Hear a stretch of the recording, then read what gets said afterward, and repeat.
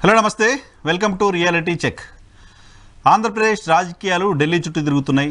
భారతీయ Janata party TDP పొత్తుకు సంబంధించిన అంశంపైన almost ఒక క్లారిటీ వచ్చిన వాతావరణం కనపడుతోంది. ఢిల్లీకి చంద్రబాబు నాయుడు గారు వెళ్ళొచ్చిన తర్వాత టీడీపీ, జనసేన, బీజేపీ కూటమి 2014 తరహాలో మళ్ళీ ప్రజల దగ్గరికి వెళ్ళిపోతుంది అనే దానికి సంబంధించి ఆల్మోస్ట్ క్లారిటీ వచ్చినట్టు కనపడుతుంది. అయితే ఈరోజు ఏపీ సీఎం జగన్మోహన్ రెడ్డి గారు ఢిల్లీ వెళ్ళారు. ప్రధానమంత్రి నరేంద్ర మోదీతో సుదీర్ఘంగా సమావేశమయ్యారు. దాదాపు గంటన్నర సేపు ప్రధానమంత్రితో సమావేశమైనట్లుగా వార్తలు వస్తున్నాయి. ఈ సమావేశం సందర్భంగా ఏపీ బీజేపీ ఇన్ఛార్జి మురళీధర్తో పాటు హోంమంత్రి అమిత్ షా గారు కూడా అక్కడ సమావేశంలో కొద్దిసేపు పార్టిసిపేట్ చేసినట్లుగా సమాచారం అందుతోంది. సో ఇది రాష్ట్రానికి రావాల్సిన నిధులు, బకాయిలు, ఇతర అంశాల గురించి సమావేశమయ్యారు అని ప్రస్తుతానికి అధికారికంగా ఇన్ఫర్మేషన్ బయటకు వస్తున్నప్పటికీ రాజకీయపరమైన అంశాలు చర్చించడానికి సంబంధించిన అవకాశం ఖచ్చితంగా ఉండే పరిస్థితి ఉంటుంది. నిన్న చంద్రబాబు నాయుడు గారు వెళ్ళి రావడం, ఈరోజు జగన్మోహన్ రెడ్డి గారు ప్రధానమంత్రి మోదీతో సమావేశం కావడం పైన ఈరోజు రియాలిటీ చెక్లో డిబేట్ చూద్దాం. దాంతోపాటు దానికంటే ముందుగా తెలుగు రాష్ట్రాలకు సంబంధించిన మాటకొస్తే భారతదేశానికి ఆర్థిక సంస్కరణలు అందించి భారతదేశం ఆర్థికంగా నిలదొక్కుకోవడానికి కారణమైన మాజీ ప్రధాని దివంగత నేత పివి నరసింహారావుకి భారత ప్రభుత్వం భారతరత్న ప్రకటించింది. ఈ సందర్భంగా కేంద్ర ప్రభుత్వానికి కృతజ్ఞతలు చెప్తూ డిబేట్లోకి వెళ్తాం. డిబేట్లో మనతో పాటు జాయిన్ అవుతున్నారు భారతీయ జనతా పార్టీ నుంచి పెద్దిరెడ్డి రవికిరణ్ గారు, తెలుగుదేశం పార్టీ నుంచి సప్తగిరి ప్రసాద్ గారు, వైఎస్ఆర్ కాంగ్రెస్ పార్టీ నుంచి మాదిరెడ్డి శ్రీనివాస్ రెడ్డి గారు, కృష్ణాంజలి గారు సీనియర్ పొలిటికల్ అనలిస్ట్ మనతో పాటు లైవ్లో జాయిన్ అవుతున్నారు. ముందుగా రవికిరణ్ గారు నమస్తే. నమస్కారం అండి ఫైనర్ గారు. యా, ప్రధాని మోదీ గారికి కూడా మా వైపు నుంచి ఈహా నుంచి కూడా నేను అదే ఇంతకుముందు చెప్తున్నాను, భారతరత్న పివి నరసింహారావు గారికి ఇవ్వడం పట్ల. సో దానిపైన కూడా మీ కామెంట్ చేసి మనం డిబేట్లోకి వెళ్దాం. వైఎన్ఆర్ గారు, చాలా నాకు ఇది ప్రకటన విన్నప్పటి నుంచి చాలా ఆనందంగా ఉందండి. ఎందుకంటే తెలుగు తేజం ఉమ్మడి రాష్ట్రానికి ముఖ్యమంత్రిగా చేసి భారతదేశానికి ఆర్థికంగా దశ దిశ ఇచ్చినటువంటి గొప్ప ఆర్థికవేత్త, అటువంటి వ్యక్తి పివి నరసింహారావు గారికి కేంద్ర ప్రభుత్వం, ప్రధానమంత్రి నరేంద్ర మోడీ గారు భారతరత్న ప్రకటించడం, వారికే కాక చరణ్ సింగ్ గారికి, అలాగే వ్యవసాయానికి ఆద్యుడు, లేకపోతే కొత్త రకాల వ్యవసాయానికి, ఆధునిక వ్యవసాయానికి మూల విరాట్ అయినటువంటి డాక్టర్ స్వామినాథన్ గారికి, ముగ్గురికి భారతరత్న ప్రకటించడం పట్ల నా తరఫున భారతీయ జనతా పార్టీ తరఫున అందరికీ అభినందనలు, శుభాకాంక్షలు. పివి నరసింహారావు గారు వారు ప్రధానమంత్రి అయిన కొన్ని వారాలకే రెడ్ ఫోర్ట్ మీద ఆగస్టు 15వ తారీఖు జెండా ఆవిష్కరణ చేసి చెప్పిన మాటలు నేను యూట్యూబ్ లో ఉంది, వీక్షకులు ఎవరన్నా చూడండి. ఇంకొక వారం రోజులు 10 రోజులు మాత్రమే సరిపడే డబ్బులు, నిధులు కేంద్రం దగ్గర ఉన్నాయి, ఆ తర్వాత మొత్తం ఖాళీ. నేను ఆ యూట్యూబ్ లో అది విన్నప్పుడు అసలు అది ఎలా పాసిబుల్, అసలు ఒక వారానికి మొత్తం అంతా ఖాళీ అయిపోతే దేశం దగ్గర డబ్బులు లేకపోతే అంత పరిస్థితి, అంత క్లిష్టమైన పరిస్థితి నుంచి ఈయన ఎలా అది మైనారిటీ గవర్నమెంట్ ఎలా చేయగలిగారు, అసలు ఎంత వండర్ అది. మనం సరే రకరకాల ఆరోపణలు ఉన్నప్పటికీ 5 సంవత్సరాల పాటు నడిపి ఆర్థిక సంస్కరణ చేసి ఒక బాట వేసి ఏ ప్రభుత్వం వచ్చినా, ఆయన తర్వాత ఏ ప్రభుత్వం వచ్చినా ఆయన మొదలుపెట్టిన సంస్కరణలు కంటిన్యూ చేయటమే కానీ, అది కమ్యూనిస్ట్ ప్రభుత్వం కావచ్చు, కాంగ్రెస్ కావచ్చు, బీజేపీ కావచ్చు, కంటిన్యూ చేయటమే కానీ వెనక్కి తిరిగింది లేదు. భారతదేశం ఈ రోజు మన కేబినెట్ పార్లమెంట్ లో 48 లక్షల కోట్ల బడ్జెట్ ప్రవేశపెట్టామంటే ఆ వారు వేసినటువంటి ఫౌండేషనే. సో వారి గురించి ఎంత చెప్పినా తక్కువే. కృష్ణాంజలి గారు మీరు రెస్పాండ్ అవుతారా దానిపైన? ఒకసారి నలుగురు మాట్లాడిన తర్వాత మనం డిబేట్లోకి వెళ్దాం. గుడ్ ఈవినింగ్ వైఎన్ఆర్ గారు, నమస్తే. కెనడా మెంబర్స్ అందరికి కూడా నమస్కారము. భారత మాజీ ప్రధాని, భాషా కోవిదులు, తెలుగువారు పివి నరసింహారావు గారికి భారతరత్న రావటం అనేటువంటిది ఖచ్చితంగా సంతోషించేటువంటి విషయం, దాంట్లో ఎటువంటి సందేహం లేదు.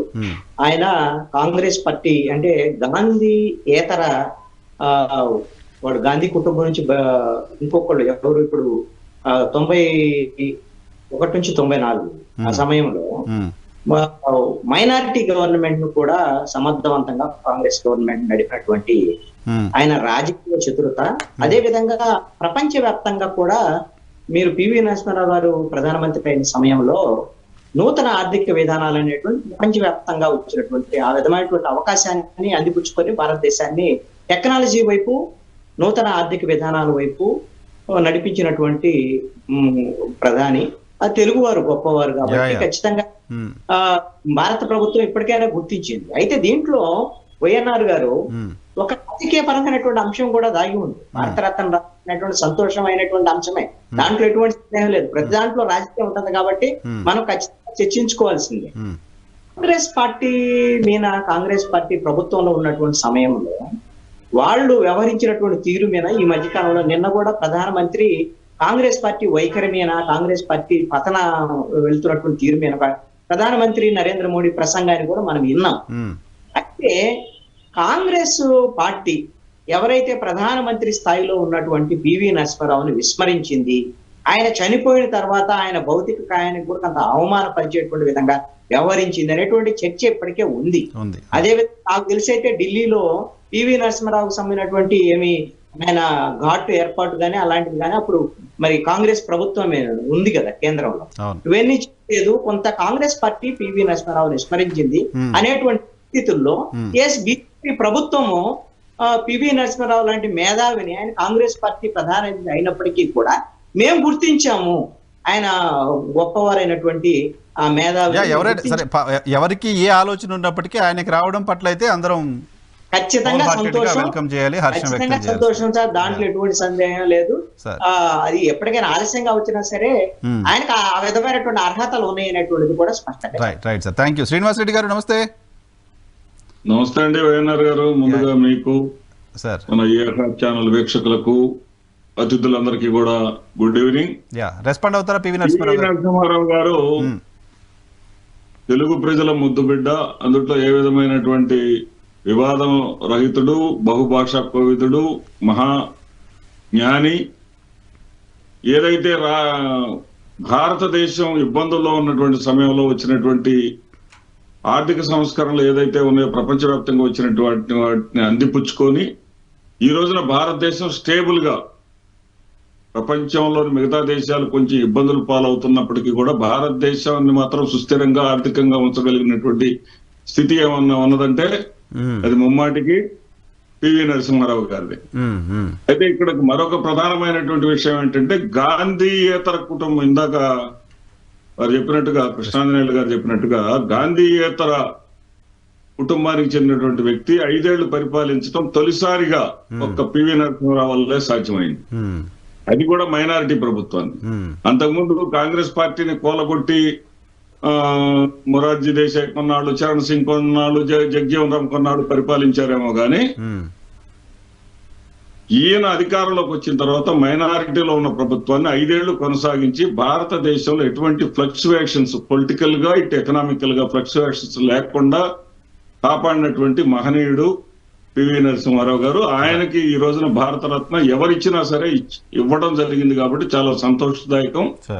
మరి రెండో వ్యక్తి స్వామినాథన్ కూడా మనం స్వాగతించాలి. రెండు కూడా అద్భుతమైనటువంటి నిర్ణయాలు అనేది నా ఉద్దేశం. Right sir.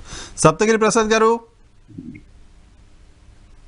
సార్, ముందుగా ప్యానెల్ లో ఉన్న పెద్దలందరికీ నా హృదయపూర్వకమైనటువంటి నమస్కారాలు తెలియజేస్తున్నాను. సార్, ఈరోజు తెలుగు తల్లి ముద్దు బిడ్డ, బహుభాషా కోవిదుడు, రాజకీయ దురంధరుడు, అదేవిధంగా ఆర్థిక సంస్కరణలకు ఆద్యుడు, ఒకే రకంగా ఒక మాటలో చెప్పాలంటే మల్టీ డైమెన్షనల్ ఫెసెక్ట్ అని చెప్పచ్చు పివి నరసింహారావు గారు. ఈరోజు భారతరత్న ఇవ్వటం అనేది చాలా గర్వంగా ఉంది. తెలుగువాడిగా నేను కూడా చాలా గర్వపడుతున్నాను, సంతోషపడుతున్నాను. ఎందుకంటే భారతరత్న ఇవ్వటం వలన నా ఉద్దేశంలో పివి నరసింహారావు గారికి గౌరవం పెరిగింది అనటం కన్నా కూడా ఆ భారతరత్నకే గౌరవం పెరిగింది అనేసి నేను గట్టిగా నమ్ముతున్నాను. సార్, తెలుగుదేశం పార్టీ కూడా గతంలో మొట్టమొదటి తెలుగువాడు ప్రధాని అవుతున్నాడు అన్న సంతోషంతో నంద్యాలలో పోటీ చేసినప్పుడు పోటీ లేకుండా ఆయన్ని యునానిమస్ గా ఎలక్ట్ చేయడానికి కృషి చేసింది. అది దాదాపు 5 లక్షల ఓట్ల మెజార్టీతో తెలుగు వాడిని పార్లమెంట్ పంపించడంలో తెలుగుదేశం పార్టీ ఒక పాత్ర కూడా ఉంది. ఈ రోజు ఈ సందర్భంగా పివి నరసింహారావు గారికి భారతరత్న ఇవ్వడం అనేది ఈ భారతరత్న తెలుగు వాళ్ళందరికీ ఒక ఆనందదాయకం, శుభదాయకంగా అని చెప్పి సంతోషపడుతున్నాము. ఈ యొక్క భారతరత్న ఇవ్వడానికి సహకరించినటువంటి కేంద్ర ప్రభుత్వానికి కూడా తెలుగుదేశం పార్టీ పక్షాన నా వ్యక్తిగతంగా కూడా హృదయపూర్వకమైనటువంటి ధన్యవాదాలు, కృతజ్ఞతలు తెలియజేసుకుంటున్నాను. రైట్ సార్, డిబేట్ లోకి వెళ్దాం. ఏంటి బాబు గారు ఢిల్లీ పర్యటన సారాంశం ఏంటి? సార్ బయటకు వస్తున్న వార్తలు వేరే. సరే, తెలుగుదేశం పార్టీకి సంబంధించిన నాయకుడిగా మీకున్న సమాచారం ఏంటి? పార్టీలో అవుట్కమ్ ఏంటి సార్? ఇప్పుడు సోషల్ మీడియాలో కానీ, యూట్యూబ్ ఛానల్స్ లో కానీ, కొన్ని ఛానల్స్ లో కానీ ఏదేదో వివిధ రకాల వార్తలు వండి వారుస్తున్నారు. ఎవరికి తోచిన విధంగా, ఎవరు ఊహలకు అందిన విధంగా వాళ్ళు దాన్ని మోస్తున్నారు. మాకున్నటువంటి దీని ప్రకారం ఇంకా కూడా ఒక 2-3 రోజులు దీనిపైన క్లియర్ కట్ పిక్చర్ వస్తుంది. ఆ తర్వాత దీనిపైన మాట్లాడేదానికి మాకు అన్ని రకాల ఇన్ఫర్మేషన్ ఉంటుంది. కాబట్టి ఒకటైతే వాస్తవం, భారతీయ జనతా పార్టీతో తెలుగుదేశం పార్టీ అధినేత చర్చించడం జరిగింది. ఏం చర్చించారు, ఏం మాట్లాడారు అనే దానిపైన మన స్పెక్యులేషన్స్ చేయడం కన్నా కూడా, ఊహాగానాలు చేయడం కన్నా కూడా, లెట్ ది టాప్ లీడర్, మా అధినేత ఒక ప్రకటన చేస్తాడు త్వరలోనే. ఆ ప్రకటన వచ్చిన తర్వాత మా బోటు వాళ్ళు కామెంట్ చేస్తే మరింత అర్థవంతంగా ఉంటుంది, మరింత ఇన్ఫర్మేటివ్ గా ఉంటుంది అని చెప్పేసి మేము గట్టిగా నమ్ముతున్నాము. కాకుంటే ఈ రోజు ఒక విషయం అయితే నేను చెప్తున్నాను సార్, మా అధినేత పర్యటన టోటల్ గా పార్టీ వ్యవహారం. తెలుగుదేశం పార్టీగా మా అధినేత పర్యటన పార్టీ వ్యవహారం. గౌరవ ముఖ్యమంత్రి జగన్మోహన్ రెడ్డి గారు అధికారిక పర్యటన ఈ రోజు మా అధినేత కలిసిన తర్వాత ఈ రోజు ముఖ్యమంత్రి గారు అధికారికంగా ప్రజల డబ్బుతో పర్యటించారు. ఎందుకు ప్రధానమంత్రిని కలిశారు, ఎందుకు అమిత్ షాని కలిశారు, ఎందుకు ఆర్థిక శాఖ మంత్రిని కలిశారు, కలిసిన తర్వాత చేర్చినట్టు చర్చలు ఏంది, చర్చల సారాంశం ఏంది, ఈయనేం అడిగారు, వాళ్ళు ఏం చెప్పారు అనే దానిపైన ఆయన ప్రకటన చేయకపోవడం అనేది చాలా బాధాకరంగా ఉండదు. బాధాకరం అని చెప్పడం కన్నా కూడా పలు అనుమానాలు తావిస్తోంది. మేమైతే మా పార్టీ తరఫున మా పార్టీ అధినేత హోదాలో ఆయన కలిశాడు. There may be number of political reasons. Being a Chief Minister of Andhra Pradesh, in the capacity of Chief Minister of Andhra Pradesh, he met the Honorable Prime Minister, Honorable Home Minister, Honorable Minister for Finance. పోయినప్పుడల్లా వెంకటేశ్వర స్వామి విగ్రహాలు ఇవ్వటం తప్పించి అక్కడ దాకా పోవడానికి ముందు ఒక్కసారి కొంచెం వెనక్కి వస్తాయి. ఈ రోజు తెలుగుదేశం మీడియాలో ప్రధానంగా, సరే యూట్యూబ్ ఛానల్స్, సోషల్ మీడియా ఏం రాస్తారో మీరు కన్సిడర్ చేయకండి, కానీ తెలుగుదేశం పార్టీ మీడియాగా ముద్రపడిన మీడియాలు రాస్తోంది, రాష్ట్రం కోసం తప్పదనిపిస్తోంది, మనం పొత్తు పెట్టుకోవాల్సి వస్తుందేమని బాబు గారు చెప్పారు నాయకులతో కొంతమందితో అనేది వార్త. ఇది బిలీవబుల్ వార్తేనా? ఇటువంటి ఇంప్రెషన్ ఉందా పార్టీలో? సార్ ఇప్పుడు ఒక్క విషయం అయితే నేను క్రిస్టల్ క్లియర్ గా చెప్తాను sir. The dialogue was meant between prime minister మన అమిత్ షా గారు, నడ్డా గారు, చంద్రబాబు గారు, ఇద్దరి మధ్య చర్చ జరిగింది. ఏం జరిగింది, ఏం మాట్లాడినారు అనేది 4 walls మధ్య జరిగినటువంటి అంశం అది. అవును. అంటిల్ వాళ్ళ యొక్క కామెంట్ చేసి వాళ్ళ యొక్క డెసిషన్ వచ్చే వరకు ఎవరికి అందిన విధంగా, ఊహకు అందిన విధంగా వాళ్ళు రాస్తున్నారు. పత్రికా స్వేచ్ఛ ఉంది కాబట్టి రాస్తారు వాళ్ళు ఏమైనా. అంటే వాళ్ళ ఊహలు మీ ఊహలు దగ్గరగా ఉన్నాయా అని నా ప్రశ్న. ఇప్పుడు సార్ ఈ దేశంలో 2000 యూట్యూబ్ ఛానల్స్ ఉన్నాయి, 100 పత్రిక ఉన్నాయి. వాళ్ళు తోచిన విధంగా వాళ్ళు రాసుకుంటారు. వాళ్ళ పత్రికా స్వేచ్ఛ. స్టార్టింగ్ లోనే యూట్యూబ్ ఛానల్స్ గురించి మాట్లాడలేదు సార్. సరే, ఆ శానిటీ మీరు కన్సిడర్ చేస్తారా లేదు పక్కన పెడితే, తెలుగుదేశం పార్టీకి సంబంధించిన ప్రధానమైన పత్రికల్లో వస్తున్న వార్త అంటే బాబు గారు వాళ్ళ ముగ్గురే మాట్లాడుకుని ఉండొచ్చు, 4 walls మధ్యలో మాట్లాడుకుని ఉండొచ్చు, కానీ ఆయన వెళ్ళడానికి ముందు కొంతమంది సీనియర్ నాయకులతో సమావేశమయ్యారు. ఓపెన్ అది సమావేశమై వాళ్ళతో చర్చించారు. వచ్చిన తర్వాత కూడా బయటకు వచ్చిన తర్వాత కూడా బహుశా చర్చ షేర్ చేసుకుంటారుగా, ఇగో ఇలా ఉంది, ఇలా చెప్పారు, ఇలా ప్రపోజల్ అనేది షేర్ చేసుకుంటారు. కాబట్టి అక్కడ నుంచి media all these sharings, all these discussions అన్ని కూడా 4 గోడల మధ్య జరిగింది, కానీ బహిరంగంగా ఎక్కడ మీడియాకి చెప్పలేదు కదా. రాజకీయ వ్యూహ ప్రతివ్యూహాల భాగంగా కొన్ని అంశాల్లో కొంత సమయం వరకు సీక్రెసీని పాటించవలసి ఉంటుంది. వ్యూహాత్మకమైనటువంటి సీక్రెసీని మేము పాటించాలా, for the sake of the state, for the sake of political, దీనికోసం ఏదో రాస్తే దానికి మేము సమాధానం చెప్పాలి. కాకుంటే ముఖ్యమంత్రి గారిని సూటిగా ప్రశ్నించేదంటే, in the capacity of chief minister మీరు కలిశారు, మీ పార్టీ తరఫున కలిసి ఉంటే మేమైతే దాని గురించి కామెంట్ చేయము, నీ వ్యక్తిగతంగా కలిసి ఉంటే కూడా మేము ఇంటర్ఫియర్ కాము. In the capacity of chief minister మీరు కలిసినప్పుడు, మీరు పోయినప్పుడల్లా వెంకటేశ్వర స్వామి ఫోటో సైజు పెరుగుతోంది, కానీ అక్కడ మళ్ళీ వచ్చినటువంటి అక్కడ నుండి వచ్చినట్టు అవుట్కమ్ మేము చెప్పటం లేదు ముఖ్యమంత్రి గారు. Right. YSR Congress party version తీసుకున్నాను. శ్రీనివాస్ రెడ్డి గారు, 1 బాబు గారు ఎందుకు కలిశారు అనుకుంటున్నారు? 2 ముఖ్యమంత్రి గారు ఎందుకు కలిశారు అది బయటికి చెప్పాలి కదా, ముఖ్యమంత్రి కదా, అధికార పర్యటన కదా అనేది ప్రసాద్ గారి మాట. నిజానికి అది తెలియాలి కూడా. అధికారికంగా ఇద్దరు ప్రధానమంత్రి ముఖ్యమంత్రి కలిసినప్పుడు ఏ అంశాలపైన కలిశారో చెప్పడం అనేది బాధ్యత డెఫినెట్ గా. ఇక్కడ ప్రసాద్ గారు కూడా తోటి ప్రొఫెసరు, ఆయన అడిగింది పాయింట్ అని నేను అంగీకరిస్తా. In the capacity of chief minister of Andhra Pradesh Jaganmohan Reddy met the Prime Minister. He has to reveal what happened inside the wall, inside the room అనేది ఆయన అడుగుతున్నారు. ఏ రోజైనా సరే జగన్మోహన్ రెడ్డి గారు ఢిల్లీలోనే ప్రధానమంత్రి గారిని కానీ లేదా మంత్రివర్యులను కానీ కలిసిన వెంటనే ఢిల్లీలోనే ఇలా కలిశాను, ఇలా జరిగిందని ఏ రోజైనా ప్రెస్ మీట్ లో చెప్పారా? చెప్పడం అయినా జరిగిందా? కొత్త సాంప్రదాయాన్ని తీసుకోవాల్సినటువంటి అవసరం మాకు లేదు. అదే నేను అడుగుతున్నది, ఎందుకు ఏ రోజు ఎందుకు చెప్పలేదని మేము అడుగుతున్నది. మేము అదే ప్రశ్న అడుగుతున్నాం, ఎందుకు చెప్పలేకపోతున్నాం? ఈ రోజు కాదు మేము ఏ రోజు అదే ఎందుకు ఏ రోజు చెప్పడం లేదు ఆయన అడుగుతున్నాను. ఎందుకు ఇప్పుడు నేను స్టార్టింగ్ నా ఓపెనింగ్ రిమార్క్స్ లో చెప్పాను సార్, శ్రీనివాస్ సార్, ఇందుకే ఆయన వ్యక్తిగత టూర్ అయితే మేమెవరు అడగం, ప్రశ్నించం, పోవచ్చు రావచ్చు మాట్లాడచ్చు. ముఖ్యమంత్రి హోదాలో కలిసి పోయినప్పుడల్లా వినతి పత్రాలు ఇచ్చినా వినతి పత్రాలు ఇచ్చినా ఏందా వినతి పత్రాలు మీడియా వాళ్ళకు కూడా ఇస్తే వాళ్ళు కూడా ప్రజలకు చెప్తారు కదా. ముఖ్యమంత్రి గారు ఎప్పుడు ఆ వినతి పత్రాలు ఇవ్వటం వల్లనే వైఎన్ఆర్ గారు అలాంటి వినతి పత్రాలు ఇవ్వటం వల్లనే వాళ్ళు పెండింగ్ లో పెట్టినటువంటి వాళ్ళ హయాంలో పెండింగ్ లో ఉన్నటువంటి పోలవరం నిధులు తీసుకురాగలిగాం. వాళ్ళ హయాంలో పెండింగ్ లో ఉన్నటువంటి ఏదైతే బిల్స్ ఉన్నాయో దాదాపు 12,000 కోట్ల రూపాయల బిల్లులు రిలీజ్ చేయించుకోగలిగాం. చాలా వరకు వినతి పత్రాలు ఇవ్వటం వల్లనే పనులు జరిగినాయి. రాష్ట్రానికి సంబంధించి ఏదైతే నిధులు రాబట్టుకోవటంలో భారతీయ జనతా పార్టీ పాలిత రాష్ట్రాలతో పోటీ పడుతూ అత్యధికంగా నిధులను రాబట్టుకుంటూ రాష్ట్ర ప్రజల సంక్షేమం కోసం కేంద్రంతో చక్కగా కేంద్రంలో మనకు ఉన్నటువంటి హక్కును వినియోగించుకుంటూ మన వాటాన్ని సాధించుకోవటంలో మా ప్రయత్నాలు మేము చేసుకుంటూ ఉన్నాం. దాంట్లో కూడా ఎక్కడ కూడా రాజీ పడినటువంటి పరిస్థితులు ఏమీ లేవు. ఎందుకంటే వాళ్ళ గజెట్ లాంటి పత్రికలోనే 100 కోట్లు మాత్రమే ఉంచెళ్ళారని చెప్పేసి చాలా స్పష్టంగా చెప్పడం జరిగింది. ఇందాక వారు చెప్పినట్లుగా, రవికిరణ్ గారు చెప్పినట్లుగా, అసలు ఏమైపోద్ది దేశం అనుకున్నటువంటి దాన్ని పివి నరసింహరావు గారు బ్రహ్మాండంగా తీసుకొచ్చారన్నట్టుగా 100 కోట్లుండి పెన్షన్లు ఇవ్వడానికే లేవు, జీతాలు ఎక్కడి నుంచి తీసుకొస్తారన్న స్టేజ్ నుంచి ఈ రోజున ఆంధ్రప్రదేశ్ ఆర్థిక పరిపుష్టి స్థాయికి తీసుకొని వచ్చారు. ఎందుకంటే జగన్మోహన్ రెడ్డి గారు అధికారంలోకి వచ్చే నాటికి 1,11,000 కోట్ల రూపాయలు చంద్రబాబు నాయుడు చివరి సంవత్సరం ఉన్నటువంటి రాబడి అయితే ఈ రోజున ఈ ఆర్థిక సంవత్సరంలో 1,76,000 కోట్లు. అఫ్ కోర్స్ వాళ్ళ పత్రికలు రాయొచ్చు, వాళ్ళ పత్రికలు ఏంటంటే 2 లక్షల కోట్ల రూపాయలు లక్ష్యంగా పెట్టుకొని నాకు ప్యూర్లీ పొలిటికల్ స్టఫే కావాలండి. నాకు ప్యూర్లీ పొలిటికల్ స్టఫే కావాలి.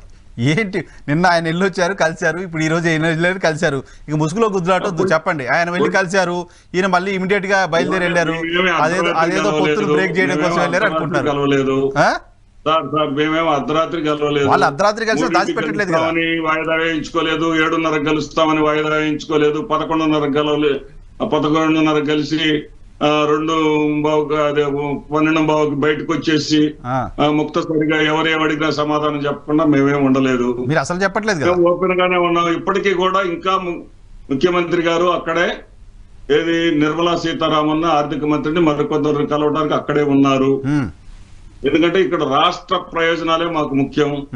ఇక్కడ ఎన్నికలు ఇప్పుడు మాకు ఎవరైనా పోటీ ఉంటే కదండి మేము భయపడాల్సిందే. కాదు అట్లా కాదు సార్. ఇప్పుడు భారతీయ జనతా పార్టీ అటువైపు చూస్తుందేమో, రాష్ట్రంలో భారతీయ జనతా పార్టీ అటువైపు చూస్తుందేమో, తప్ప అటువైపు చూస్తుందేమో ఆందోళన అనే వాళ్ళు కూడా ఉన్నారు. నాలాంటి తెల్ల చొక్కా వేసుకొని నాకు ఆ పదవి లేదు, నాకు ఆ డబ్బు సంపాదించుకోలేదు అనేవాళ్ళు కొంతమంది ఆయన మీద కక్ష కట్టి ఉన్నారు తప్ప విపక్షాలకు జగన్మోహన్ రెడ్డి గారిని ఓడించేటటువంటి శక్తి గాని సామర్థ్యాలు కానీ లేవు అనేది క్షేత్రస్థాయి ఒరిజినల్ రిపోర్ట్. సరే మీకు ఆ కాన్ఫిడెన్స్ ఉండొచ్చు, అధికార పార్టీగా మీరు ఆ కాన్ఫిడెన్స్ లో ఉండండి. కానీ టీడీపీ వైపు బీజేపీ వెళ్లకుండా చూడడం కోసం ముఖ్యమంత్రి గారు ఢిల్లీ వెళ్లారు అనేది పొలిటికల్ గా కనపడుతున్న స్క్రీన్ మాట్లాడుతున్నారు కొంతమంది తెలుగుదేశం పార్టీకి సంబంధించిన వాళ్ళు కావచ్చు, మిగతా అటువంటి ఇంప్రెషన్ ఉందా ఆ పరిస్థితి? అవసరం మాకేముంది వైఎన్ఆర్ గారు, ఇప్పుడు టీడీపీతో వద్దని చెప్తాం సార్, మేము పోయి కలుస్తామా? మీరు కలవరు, మేము కలవం కదా. మేము భారతీయ జనతా పార్టీతో కలిసే ప్రశ్నే లేదు కదా. మేము కలవనప్పుడు వాళ్ళు ఒకవేళ కలుస్తామని అంటే వాళ్ళని వద్దని మేము ఎందుకు చెప్తామండి? మాకేం అవసరం అండి? వాళ్ళు కలిస్తే మీకు నష్టం అని మాకే నష్టం లేదు, మాకు ఏ విధమైనటువంటి నష్టం లేదు. మేమేమనుకుంటున్నాం అంటే వాళ్ళు ఏదైతే ఆశిస్తున్నారో 10 to 15% ఎస్సీ ఎస్టీ మైనారిటీ వర్గాలు వాళ్ళు దూరం అయ్యారు వైసీపీకి, వాళ్ళందరూ మాకు దగ్గర అవుతారు అని చెప్పేసి వాళ్ళు ఆశిస్తున్నారు. వాళ్ళందరూ కూడా మళ్ళీ వైసీపీ వైపే వస్తారని చెప్పేసి భయం ఏమైనా ఉంటే వాళ్ళకుంటది. మాకే విధమైన భయం లేదు. ఈ ఫ్లక్చువేషన్స్ అసలు మేము నమ్మము. జగన్మోహన్ రెడ్డి గారు కులం చూడకుండా, మతం చూడకుండా, ప్రాంతం చూడకుండా బ్రహ్మాండంగా వర్క్ చేశారు కాబట్టి ఇలాంటి చిన్న చిన్న వాటికి భయపడేటటువంటి పరిస్థితి మా దగ్గర లేదు, భయపడాల్సినటువంటి అవసరం లేదు. ఈ ఫేక్ సర్వేలను, పిచ్చి పిచ్చి సర్వేలను కూడా మేము నమ్మం. ఓకే, సర్వేలు ఇంకా సర్వేలు రాజకీయ పార్టీలు ఏ పార్టీకి అనుకూలంగా ఆ పార్టీ సర్వేలు వస్తానే ఉన్నాయి. రవి గారు యా ఏంటి ఇప్పుడు ఆయన పిలిపించారు, అర్ధరాత్రి మాట్లాడి పంపించారు. ఇప్పుడు ఈయన పిలిపించారు, పట్టపగలే గంటన్నర మాట్లాడారు. ఏంటంటే ఎవరు చెప్పే రీజన్ వాళ్ళు చెప్తున్నారు. మీరు ఇద్దరితో మాట్లాడింది మీరు కాబట్టి ఏమైనా చెప్పగలరా, ఏమైనా ఉందా? ఈరోజు సరే సప్తగిరి ప్రసాద్ గారు చాలా కన్వీనియంట్గా దాన్ని పక్కన దోసేశారు, కానీ ఈరోజు తెలుగుదేశం పార్టీ ప్రధానమైన మీడియాగా ముద్రపడిన మీడియాలో వచ్చిన వార్త తప్పేటట్లేదు, కలిసిపోవాల్సిందే అని బాబు గారు చెప్పారు అనేది ఇంప్రెషన్. అంతకుముందు మీరే ఫోన్ చేసి పిలిపించారు ఆయన్ని. వైఎన్ఆర్ గారు సరే కలవటం వాస్తవం, అర్ధరాత్రి చూసాం.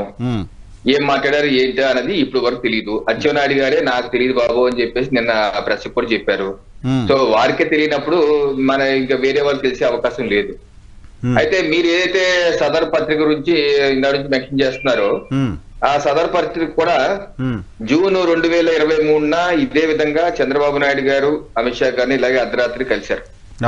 ఆ కలిసిన తర్వాత ఆ పత్రిక తెలంగాణలో పొత్తు కుదిరిపోయింది, సీటు పంపకాలు ఇలా చేసుకొని అని చెప్పి పతాక శీర్షికలో రాశారు. మరి కట్ చేస్తే ఏమైంది సార్? తెలంగాణ ఎన్నికల్లో ఎవరెవరితో వెళ్ళారు? తెలుగుదేశం పార్టీ అసలు పోటీ చేసిందా? ఏ రకంగా అయింది మనం చూసాం కదా. సాక్షాత్ కిషన్ రెడ్డి గారే మా మిత్రపక్షం జనసేన ఇంటికి వెళ్ళారు, మాట్లాడుకున్నారు, ఇద్దరు అధ్యక్షులు ఫ్లైట్ ఎక్కారు, అమిత్ షా దగ్గరికి వెళ్ళారు, పొత్తు పెరిగింది. సో ఆ రకమే జరిగింది. సో ఇది ఆ తెలంగాణ ఎన్నికలు ముందు కూడా ఆ సదర్ పత్రిక ఇలాగే బతిమాలుతుంది, బీజేపీ వేడుకుంటుంది తెలుగుదేశం పార్టీని, ఎందుకంటే అక్కడ వాళ్ళ సామాజిక వర్గ ఓటర్లు ఉన్నాయి, ఆ ఓట్లు లేకపోతే వీళ్ళకి కష్టం అని చెప్పి రాసుకుంటా వచ్చి పుంకాలుగా నెలల తరబడి రాసుకుంటూ వచ్చారు. అప్పుడు ఇన్ఛార్జ్ గా ఉన్నటువంటి స్టేట్ ఇన్ఛార్జ్ గా ఉన్నటువంటి తరుణ్ చుక్ గారు కూడా నోటు కూడా రిలీజ్ చేశారు ప్రెస్ కి. మాకు ఎటువంటి సంబంధం లేదు టీడీపీతో, మీకు గుర్తున్నట్టు. ఇలాగా ఒక సైకలాజికల్ దాడులు, ఒక పొత్తులు ఎత్తి చూద్దాం తర్వాత. ఎందుకంటే నాకు తెలియదు సత్ప్రసాద్ ఏం జరుగుతుందో, అది మన చేతుల్లో, మన స్థాయి ఈ ప్యానల్ లో కూర్చొని డిస్కస్ చేయలేము.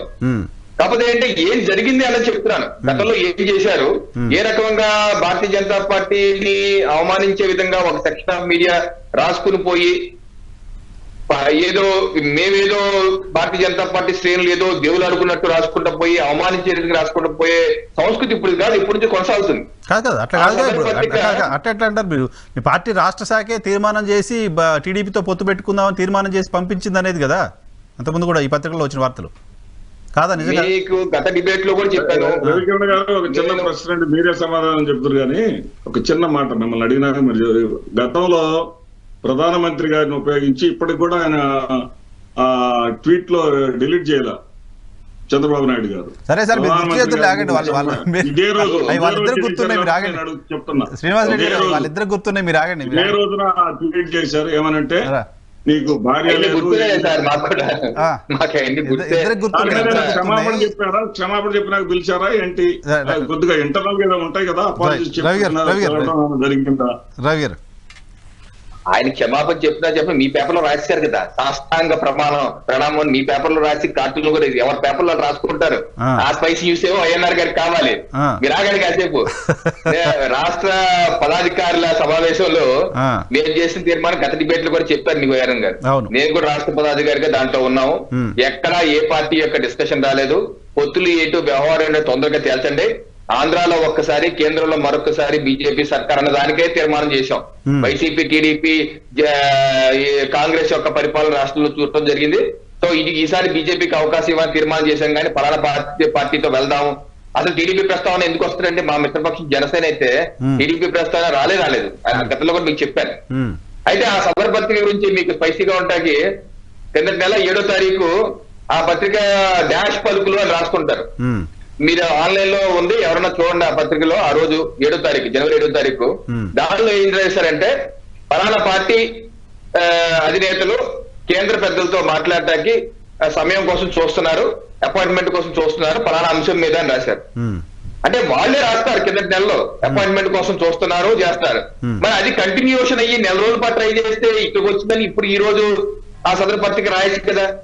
అంటే వాళ్ళ వ్యూస్ ని న్యూస్ గా రాసేసి ఇక్కడ ఏదో ఎలా పడిపోతున్నా సరే పైసే మందే ఉండాలి అన్న విధంగా, నేను ఎవరో అవమానించాలని చెప్పట్లేదు. ఎన్డీఏ బలోపేతం కోసం అందరం కలిసి పనిచేద్దామని బీజేపీ ఆఫర్ చేస్తే రాష్ట్రం కోసం కలిసి పనిచేద్దామనే ఆలోచన తెలుగుదేశం పార్టీకి ఉంది అనేది ప్రొజెక్షన్ కదా కాదా? దాని మీద 2 అంశాలుగా నేను ఒక పార్టీని ఉద్దేశించి అంటలేదు, మామూలు చెప్తున్నాను. ఎన్డీఏ బలోపేతం చేయాలి, ఓకే, అది ఫస్ట్ పాయింట్. నెక్స్ట్ రాష్ట్రం గురించి వస్తాను. ఎన్డీఏ ఇప్పుడు ఏమన్నా వీక్ గా ఉందా సార్? ఏమన్నా ఐఎన్డిఏ చాలా బలంగా ఉందా? ఆర్నాల్డ్ స్క్వాజ్నేకర్ లాగా ఉందా ఐఎన్డిఏ పెడతాను 3 అన్న కూడా తుర్రెళ్ళిపోయారు కదా ఆయన. ఐఎన్డిఏ కన్వీనర్ కావాలని చెప్పి కాళ్ళకి బలపాతిన్నాడు లేదు అక్కడ ఐఎన్డిఏలో. ఎన్డీఏలో ఏం బలంగా ఉందని ఎన్డీఏ ఇప్పుడు ప్రధానమంత్రి నరేంద్ర మోడీ గారు మొన్న లోక్సభలో చెప్పారు 370 స్థానాలు బీజేపీకి ఒంటరిగా తగ్గవు, ఎన్డీఏకి 400 తగ్గవు అన్నారు. కొంతమంది అనుకోవచ్చు ఓ ఇలా చెప్తారులే అలా ఎందుకో వద్దులే అని. అంటే 2014 ఎన్నికల ముందు కూడా ప్రధానమంత్రి అభ్యర్థిగా నరేంద్ర మోడీ గారు బీజేపీకి 280 తగ్గవు అన్నారు, ఎన్డీఏకి 300 తగ్గవు అన్నారు, అలాగే వచ్చాయి. 2019లో కూడా 300 బీజేపీకి తగ్గవు అన్నారు, ఎన్డీఏకి 350 అన్నారు, అలాగే వచ్చాయి. అంటే ప్రజల మీద మాకున్నటువంటి విశ్వాసం, మాకున్నటువంటి అంచనా, ప్రజలు కూడా ఈ రోజు భారతీయ జనతా పార్టీ నరేంద్ర మోడీ గారిని ప్రేమిస్తున్నారు. అలా సంక్షేమ అభివృద్ధి కార్యక్రమాలు అన్ని రంగాలకు చూపించారు, గ్రామాలు చుట్టుకుపోయారు.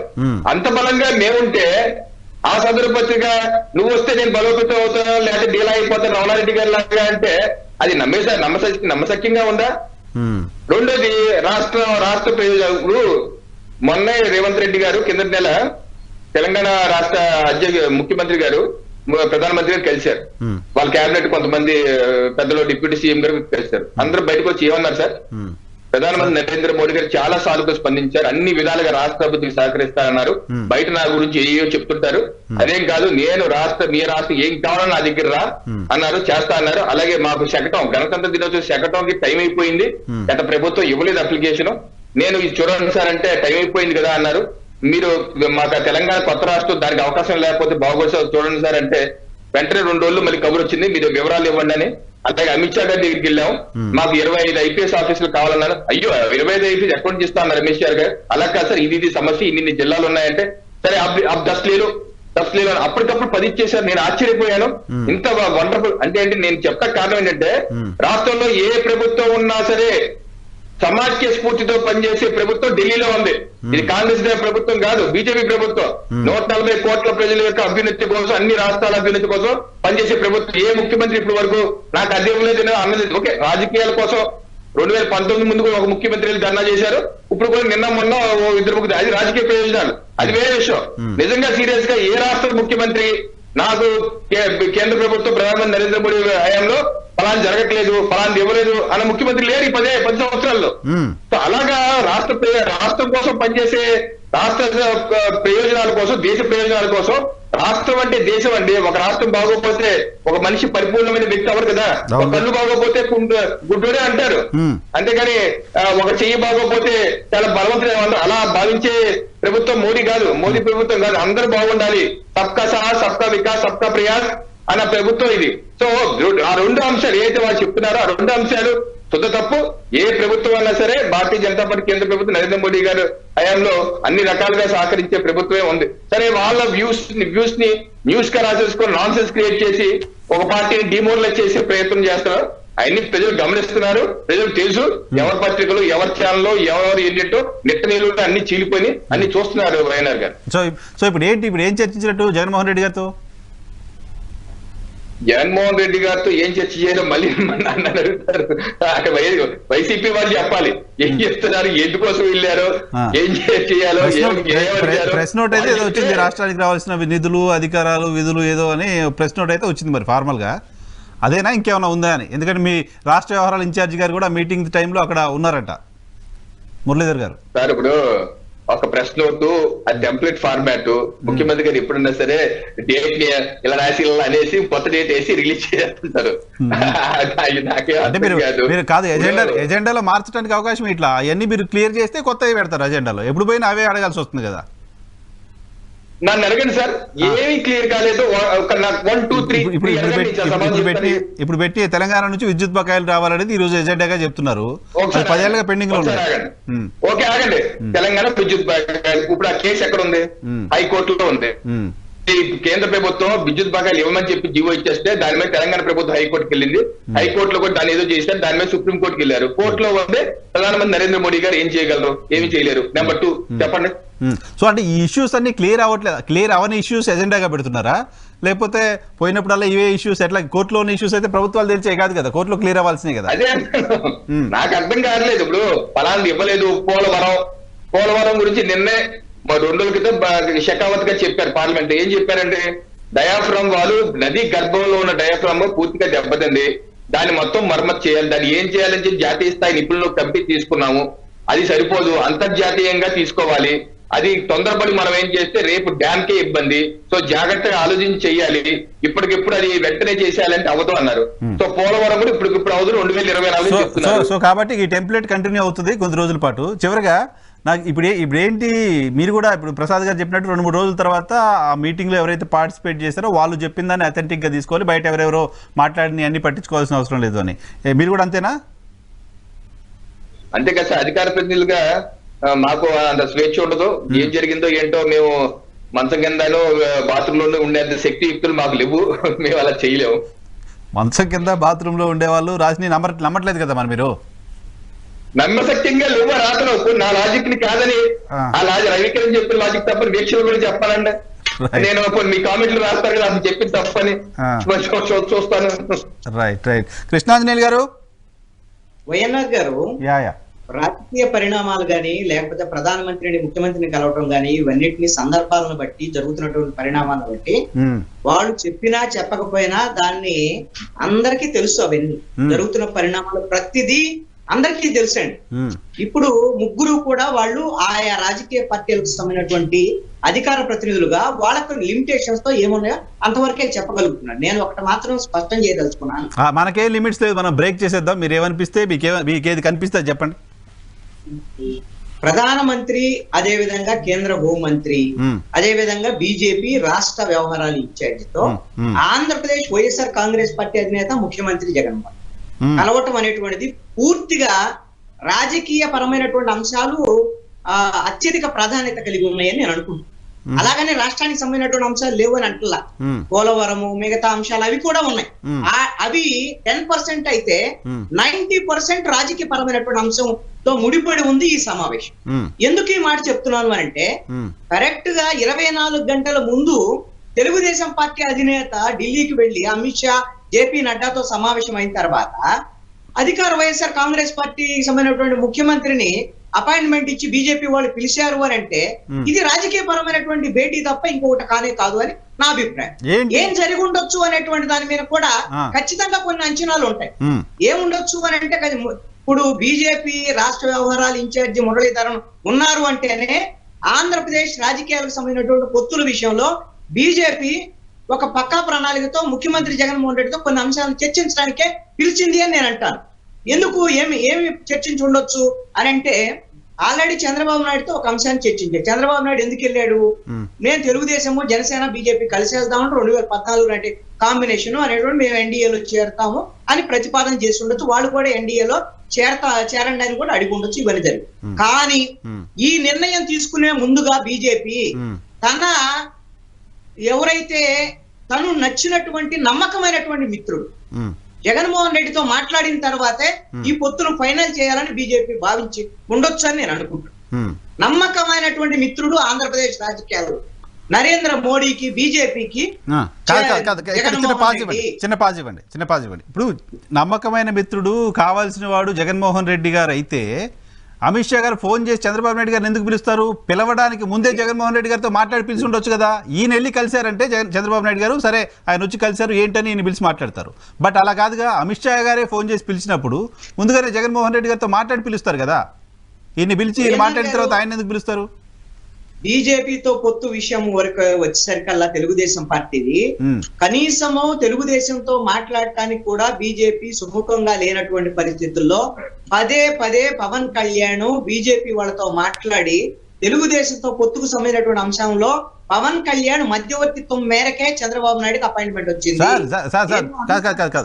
I don't think so. Political పార్టీల మధ్య అలయన్స్ అనేది ఆబ్లిగేషన్ లో కుదురుతాయా? అరే ఆయన చెప్పాడు కాబట్టి పొత్తు పెట్టుకో, ఈయన చెప్పాడు కాబట్టి వదిలేసే ఇలా ఉంటుందా? నీకేంటి నాకేంటి, నీకు నాకు ఇద్దరికి ఉండే లాభం ఏంటి, దీన్ని బేస్ చేసుకుని కదా పొలిటికల్ పార్టీల మధ్య ఉండే అలయన్స్లు. ఆ దాంట్లో భాగంగానే చంద్రబాబు నాయుడిని పిలిచి మాట్లాడటం అనేటువంటిది పవన్ కళ్యాణ్ చెప్పిన తర్వాత అయినా సరే, పవన్ కళ్యాణ్ కి నాకున్నటువంటి సమాచారం ఏంటంటే బీజేపీ వాళ్ళు పవన్ కళ్యాణ్ కి ఒక ఆఫర్ ఇచ్చారండి. ఆ ఆఫర్ ఏమిటి అంటే, మీరు 2024 ఎన్నికల్లో బీజేపీ జనసేన కలిసి వెళదాము, మనం కలిసి వెళ్ళటం వల్ల కొన్ని సీట్లు సాధించవచ్చు, ఈ రాష్ట్రంలో ఎవరు అధికారంలోకి వచ్చినా ఎవరు రాకపోయినా మనకు సంబంధం లేదు, 2029లో మనిద్దరం అధికారంలోకి వస్తాం, మీరే ముఖ్యమంత్రి, దీనికి మీరు అంగీకరించండి అంటే, కాదు తెలుగుదేశం పార్టీకి కూడా కలుపుకొని వెళ్దాం అనేటువంటి ఒక ఇంట్రెస్ట్ పవన్ కళ్యాణ్ చూపించినటువంటి నేపథ్యంలో, అయితే వాళ్ళు తెలుగుదేశం కూడా పిలిచి మాట్లాడిన తర్వాత ఒక అవగాహనకి వద్దాం అనేటువంటి దాని మీద చివరికి బీజేపీ ప్రయత్నం ఏమిటి అని అంటే, ఎట్టి పరిస్థితిలో కూడా ఈ కూటమిలో తెలుగుదేశం లేకుండా చేయటమే బీజేపీ లక్ష్యం అని నేను అనుకుంటున్నా.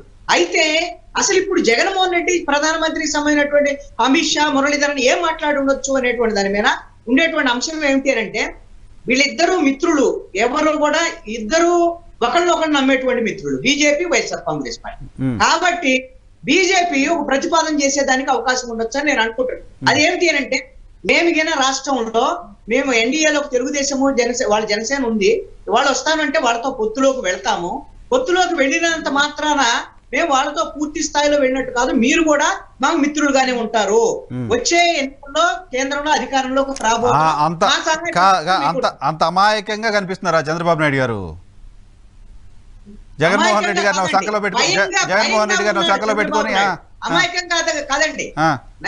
నరసింహరావు గారు, చంద్రబాబు నాయుడు భయంతో ఉన్నాడు. బీజేపీ లేకపోతే ఈ రోజున ఆంధ్రప్రదేశ్ లో ఎన్నికలు చేయలేము, తెలుగుదేశం పార్టీ జెండా భుజాన వేసుకొని ఏ కార్యకర్త బయటికి రాలేడనేటువంటి భయంలో ఉన్నాడు.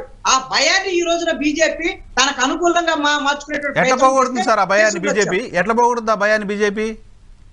బీజేపీ మాతో ఉంది కాబట్టి ముగ్గురు కలిసి వెళ్తున్నాము, కేంద్రంలో ఉండేటువంటి అధికారంలో ఉండేటువంటి బీజేపీ మాతో ఉంది కాబట్టి ఆంధ్రప్రదేశ్ లో ఉండేటువంటి వ్యవస్థల్ని జగన్మోహన్ రెడ్డి మేనేజ్ చేయలేడు అనేటువంటి ఒక సందేశం జనంలోకి పంపించాలని ఒక ప్రయత్నం.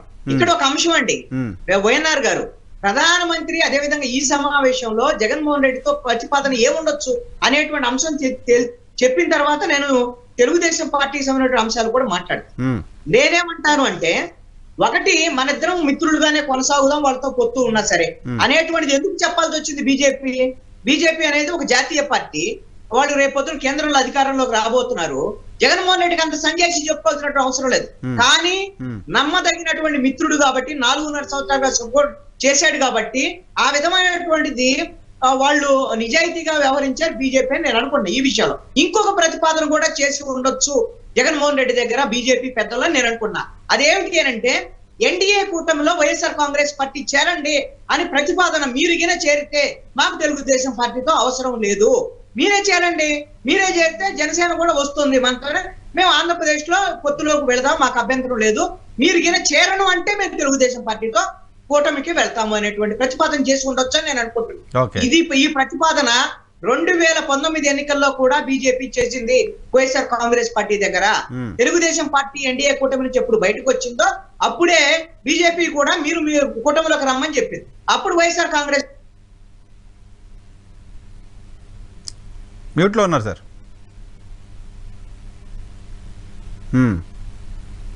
ఎన్నికలకు ముందు పొత్తుకు వాళ్ళు అంగీకరించలేదు, ఎన్నికల తర్వాత మీకు మా అవసరం అయితే మేము ఇస్తాం, రాష్ట్ర ప్రయోజనాలు ఇచ్చని చెప్పారు. ఇప్పుడు ఒకవేళ నేను అనుకోవటం అయితే బీజేపీ ప్రపోజల్ ని వైఎస్ఆర్ కాంగ్రెస్ పార్టీ అంగీకరించేటువంటి అవకాశం ఉండకపోవచ్చు అనుకున్నా. బీజేపీ వైఎస్ఆర్ కాంగ్రెస్ పార్టీని అంత నమ్మకమైన మిత్రుడుగా, చాలా కావాల్సిన మిత్రుడుగా భావిస్తే, అనుకుంటే, వైఎస్ఆర్ కాంగ్రెస్ పార్టీ గెలవాలని కోరుకుంటే తెలుగుదేశం పార్టీతో పొత్తు ఎందుకు పెట్టుకుంటుంది? తెలుగుదేశం పార్టీకి అంత స్ట్రెంత్ ఎందుకు ఇస్తుంది? ఇప్పుడు ఏమైనా పొత్తు పెట్టుకుందా వైఎన్ఆర్ గారు? మీకు కాదంటారా అసలు ఆంధ్రప్రదేశ్ లో సీట్ల సర్దుబాటు కూడా అయిపోయింది. ఏ సీట్ ఎవరో కూడా నేననేది ఎవరికి వాళ్ళు సర్దుబాటు అయితే కనీసం ఈ డిబేట్ లో కూర్చున్నటువంటి తెలుగుదేశం పార్టీ అధికార ప్రతినిధి మాకు పొత్తు అయిపోయిందని ఎందుకు చెప్పలేకపోయారు? ఈ పొత్తు అనేది ఫైనల్ అయ్యేంత వరకు కూడా గ్యారంటీ లేదు. బీజేపీ అనేటువంటిది ఈసారి గతంలో ఉన్నటువంటి పరిస్థితిలో మోసపోవటానికి సిద్ధంగా లేదు తెలుగుదేశం పార్టీ దగ్గర. 1999 ఎన్నికల్లో పొత్తు పెట్టుకున్నారు, 2004 తర్వాత తిట్టించుకున్నారు, 2014లో పొత్తు పెట్టుకున్నారు. అట్లా చంద్రబాబు నాయుడు గారు ఇప్పుడు నితీష్ కుమార్ గారు ఉన్నారు. మనం చూస్తుంటే ఈ 5 ఏళ్లలో 6 సార్లు అటు ఇటు పోయి వచ్చారు. ఆయన తిట్టారు మోడీ గారిని, పోయారు, మళ్ళీ వచ్చారు, పొగిడారు, మళ్ళీ వచ్చారు, పోయారు. అలా ఏముంటది రాజకీయాల్లో?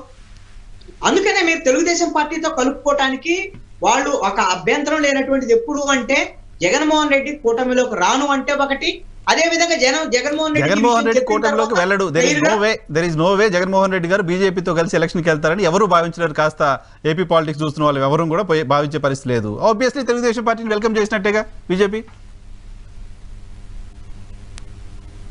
ఎన్ఆర్ గారు ఒక అంశాన్ని చెప్పనా నేను, మీరు గతంలో ఇప్పుడు ఆంధ్రప్రదేశ్ రాజకీయాల్లో బీజేపీతో వైఎస్ఆర్ కాంగ్రెస్ పార్టీ వెళ్ళదు అని ఎవరైనా కామన్ సెన్స్ తో చెప్తారు. నేనేమంటే ఇప్పుడు ఎక్స్ట్రాడినరీ సిచ్యువేషన్ ఉంది అని చెప్తున్నాను. అది ఏమిటి అంటే 2 ప్రధానమైనటువంటి అంశాలు. ఒకటి ఏమిటి అంటే కేంద్రంలో మళ్ళీ అధికారంలోకి రాబోతుంది బీజేపీ. దీంట్లో క్లారిటీ ఉంది. ఎందుకు? ఇండియా కూటమి బలహీనంగా ఉంటాం, కాంగ్రెస్ పార్టీ బలహీనం అంటే మళ్ళీ కేంద్రంలో అధికారంలోకి రాబోతుంది బీజేపీ. రెండవది ఏంటంటే బీజేపీ, జనసేన, తెలుగుదేశం పొత్తుగిన ఆంధ్రప్రదేశ్ లో పెట్టుకుంటే వైఎస్ఆర్ కాంగ్రెస్ పార్టీకి రాజకీయంగా ఇబ్బందులు తలెత్తేటువంటి అవకాశాలు కూడా ఉండొచ్చు. కాబట్టి కేంద్రంలో అధికారంలో ఉండేటువంటి బీజేపీతో ఇప్పుడు వెళితే ఆంధ్రప్రదేశ్ లో ఉండేటువంటి తెలుగుదేశంతో బీజేపీకి పొత్తు లేకపోతే, జనసేన కూడా బీజేపీ వైపు వచ్చేస్తే తెలుగుదేశం ఎక్కడ గెలవగలదు? అంటే ఆంధ్రప్రదేశ్ లో తెలుగుదేశాన్ని ఓడించాలి, వైసీపీ గెలవాలి, కేంద్రంలో అధికారంలో ఉండాలి. ఈ రెండింటి అనేటువంటిది ఒక ఇది ఎక్స్ట్రాడినరీ సిచ్యువేషన్ అని నేను అంటాను. కాబట్టి కేంద్రం బీజేపీ ఒక ట్రాప్ వేస్తుంది టీడీపీ పైన. అంతే, టీడీపీకి ఈ రోజున గత్యంతరం లేనటువంటి పరిస్థితుల్లో ఉందండి నా అభిప్రాయం. అయితే ప్రసాద్ గారు, కృష్ణాంజలి గారు చెప్పిన మాటలన్నీ నేను చాలా జాగ్రత్తగా గమనించాను. భారతీయ జనతా పార్టీ ఎవరితో పొత్తు పెట్టుకోవాలా, ఎవరితో పొత్తు పెట్టుకోకూడదు అని ఒకసారి డెసిషన్ తీసుకున్న తర్వాత ఒకరి సలహాలు, సూచనలు తీసుకోవాల్సిన అవసరం లేదు. భారతీయ జనతా పార్టీ ఏమంత వీక్ గా లేదు, అంత ఇదిగా లేదు. చంద్రబాబు నాయుడుతో పొత్తు పెట్టుకోవాలంటే దానికి పవన్ కళ్యాణ్ పర్మిషన్ లేకుంటే జగన్మోహన్ రెడ్డి గారి పర్మిషన్ అవసరం లేదు. ఒకవేళ జగన్మోహన్ రెడ్డి గారితోనే పొత్తు పెట్టుకోవాలంటే చంద్రబాబు నాయుడు గారిని పిలిచి చెప్పాల్సిన అవసరం అంతకన్నా లేదు. నేను జగన్మోహన్ రెడ్డితో పెట్టుకుంటాను, కొంచెం నువ్వు అడ్జస్ట్ చేసుకుని పక్కన ఉండు, నేను జనసేన బీజేపీ కలిసి పోటీ చేస్తాము, నువ్వు ఇండివిజువల్ గా పోటీ చేయని మాకు సలహాలు ఇవ్వాల్సిన అవసరం ఏమొచ్చింది? పైగా ఇంకొకటి చాలా బలహీనంగా ఉంది తెలుగుదేశం పార్టీ, ఒంటరిగా పోటీ చేసే గెలిచే పరిస్థితి లేదు, జెండా ఎత్తుకుని రోడ్డు పైకి వచ్చే పరిస్థితి కూడా లేదని చెప్పేసి 42 సంవత్సరాలుగా ఇటువంటి పోరాటాలు మాకు కొత్త ఏం కాదు. 42 సంవత్సరాలు చేస్తున్న యుద్ధమే ఇది. తెలుగుదేశం పార్టీ అధికారాన్ని చూసింది, ప్రతిపక్షాన్ని చూసింది, ఇబ్బందుల్ని చూసింది, చీలికల్ని చూసింది, ఇవన్నీ చూసిన పార్టీయే కదా, ఇది కొత్తదేం కాదు కదా. ఎన్ని చూసిన తెలుగుదేశం పార్టీ 1% ఓటింగ్ కూడా లేని భారతీయ జనతా పార్టీ కోసం ఎందుకు వెళ్తోంది అనేది పాయింట్. ఇప్పుడు ఒక విషయం సార్, గత ఎన్నికల్లో భారతీయ జనతా పార్టీ బలం 1%, ఆ తర్వాత ఏం పెరిగి ఉండొచ్చేమో, పెరిగిందా? పెరుగుతుంది ఆంధ్రప్రదేశ్ లో. ఇప్పుడు how can we come to a conclusion? చెప్పండి. జనసేన బలం పెరిగింది అంటారు, ఒప్పుకుందాం. టీడీపీ బలం పెరిగింది అంటారు, ఒప్పుకుందాం. బీజేపీ బలం పెరిగిందంటే ఒకటి ఇప్పుడు నా బలం పెరిగిందా లేదా అని చెప్పి ఎప్పుడు తెలుస్తుంది, ఎట్లా తెలుస్తుంది? What is the parameter? Polling booth లోకి పోయి పోలింగ్ అయిన తర్వాత తెలుస్తుంది నా బలం పెరిగింది లేదని. ఈ లోపలనే మనం స్పెక్యులేషన్స్ అని చేయలేం కదా. సరే, నేను ఒకటైతే చెప్తున్నా, జర్నలిస్టులుగా, పత్రికలుగా వాళ్ళకు ఉన్నటువంటి అపరిమితమైన స్వేచ్ఛని దృష్టిలో పెట్టుకుని అడ్డం పెట్టుకుని ఏదైనా రాస్తారు, ఏదైనా మాట్లాడతారు. వాటన్నిటిపైన కూడా మనం కెనాట్ మేక్ అన్నెసెసరీ కామెంట్స్ కాదు కదా. ఇప్పుడు ఒక విషయం చెప్తానండి, మా పార్టీ అధ్యక్ష స్థానంలో ఉన్నటువంటి అచ్చెన్నాయుడు గారి ఈ పొత్తుల పైన కామెంట్ చేయడానికి హి టుక్ టైం. తొందరపడటం లేదు ఆయన. Why? Because the dialogue was between Chandrababu Naidu గారు అండ్ అమిత్ షా జీ. ఒక ఉన్నతమైన స్థానంలో డైలాగ్ జరిగింది, చర్చ జరిగింది.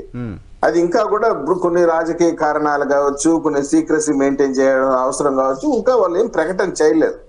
ఈ లోపల ఎవరు కావాల్సిన వాళ్ళకి రాస్తారు. కొందరు అనలిస్టులు తెలుగుదేశం పార్టీ నాయకులు జెండాలు ఎత్తుకుని రోడ్డుపైకి రాలేని పరిస్థితుల్లో ఉన్నారు వాళ్ళు అంటారు. పొత్తు కావాలని తెలుగుదేశం పార్టీ కోరుకుంటోంది, అది నిజం సార్. ఇప్పుడు తెలుగుదేశం పార్టీ పొత్తు కోరుకుంటుందా, భారతీయ జనతా పార్టీ పొత్తు కోరుకుంటుందా, ఇట్స్ పొలిటికల్ ఆస్పెక్ట్. రాజకీయ కారణాలు మా లాభం కూడా ఉండొచ్చు. రాజకీయాలలో అల్టిమేట్ గా పవర్ క్యాప్చర్ చేయటం చాలా ముఖ్యము. సిద్ధాంతాల పేరుతో చేతగానితనంగా ఉండటం పని లేదు. సిద్ధాంతం ఎంత అవసరమో పవర్ క్యాప్చర్ చేసి ప్రజలకు సేవ చేయడం కూడా అంతే ముఖ్యము.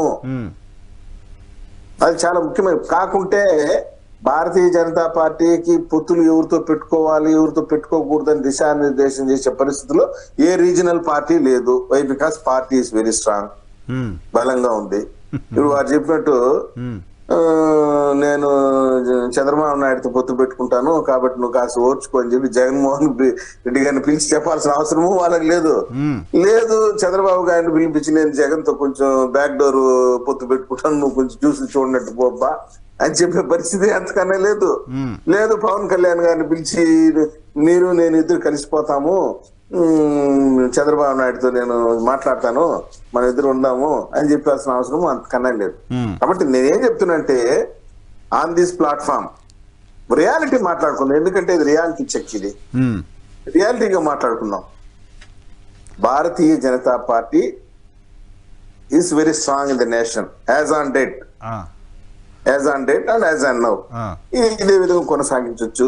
తెలుగుదేశం పార్టీ కూడా కేంద్ర ప్రభుత్వం యొక్క మద్దతు irrespective of their vote share, వాళ్ళ ఓట్ షేర్ ఎంత ఉంది ఏదైనా దాన్ని పక్కన పెట్టేస్తే అవసరం అవుతుంది. ఎందుకంటే రాష్ట్రాన్ని ఫస్ట్ కాపాడుకోవాలి. తీసుకోండి ప్రసాద్ గారు. సో క్విక్ గా 2 క్వశ్చన్స్ అడుగుతాను, తీసుకోండి ప్లీజ్. భారతీయ జనతా పార్టీ బలం పెరిగి ఉంటుందని తెలుగుదేశం పార్టీ భావిస్తోంది, కలిసి వెళ్తే బాగుంటుంది అనుకుంటుంది. ఇంతవరకు ఓకేగా? పొత్తులకు సంబంధించిన అంశం పైన చర్చలు కొనసాగుతూ ఉన్నాయి, క్లారిటీ రాలేదు. ఇంకా క్లారిటీ వచ్చిన తర్వాత స్పందిస్తారు, right? 100%. yes, you are absolutely correct. Right. The dialogue has not yet completed. Okay. ఇప్పుడు పొత్తులు అనేది ఒక రోజుతో పోయి కూర్చొని వచ్చేది ఇదేమి తొక్కుడు బిల్ల ఆట కాదు కదా. సమస్య ఎక్కడ వస్తుందంటే, సరే కంక్లూజన్, సమస్య ఎక్కడ వస్తుందంటే ఆయన పిలిచి మాట్లాడారంటే అయిపోయింది, బీజేపీ వచ్చేసింది, టీడీపీతో వైసీపీ పని అయిపోయిందని మొదలుపెట్టి డబ్బా కొట్టే ఒక సెక్షన్ ఆఫ్ మీడియా తెలుగుదేశం పార్టీకి భారతీయ జనతా పార్టీకి మధ్య అన్నెసరీగా ఇష్యూస్ ని క్రియేట్ చేస్తుందని నేను బిలీవ్ చేస్తున్నాను. బిలీవ్ చేసి చెప్పాను. ఏం అవసరం వచ్చిందండి? బలవంతంగా ఆయనే ఫోన్ చేశారని చెప్పాల్సిన అవసరం వచ్చింది, తప్పనిసరి చెప్పాల్సిన అవసరం వచ్చింది. ఇప్పుడు మీడియా వాళ్ళు వాళ్ళకి ఎట్లా కావచ్చు, వాళ్ళు ఊహ కందిన విధంగా రాస్తారు.